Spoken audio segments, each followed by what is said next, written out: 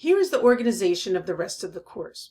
Notice that the next module develops your why, and then we spend from Module 3 to Module 5 developing your practices. Only after setting this firm foundation do we move into the rubric design. We're going to spend the second half of the course creating, critiquing, and refining the learning progressions. Creating the assessment is nearly the last thing we will do. This is called backwards design.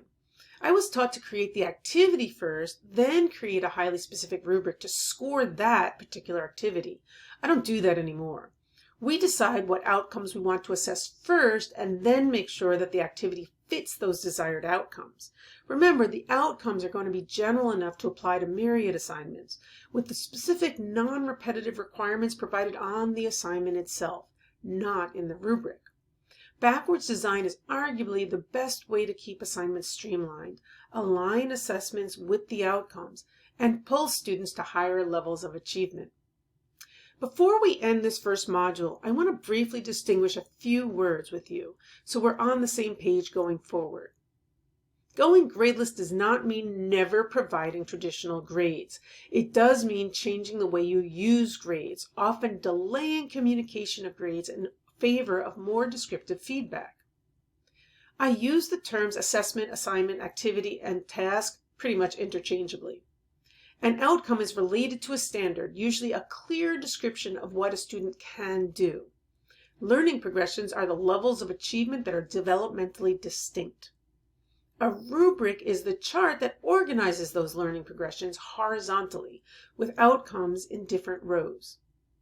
In addition, we do our best to avoid terms such as lower and higher levels.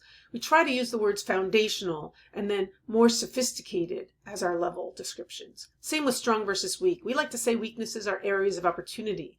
While this may cause some of us to do an eye roll, language is so important. What's communicated when you tell a student they're working at a low level? Compare that to telling them that they are working on the foundational level. What a difference. That said, it's a really difficult habit to break, so you'll have to forgive me if I slip up. While you won't see his face here, Dave has been a behind-the-scenes collaborator and will be actively involved in the assignments. He is also busy in the podcast world.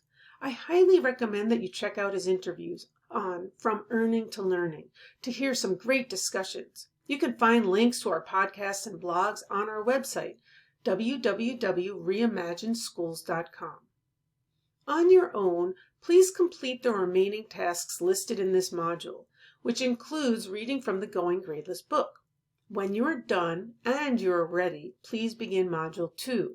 We will be developing our why and digging more deeply into the theoretical framework that we have outlined in this module.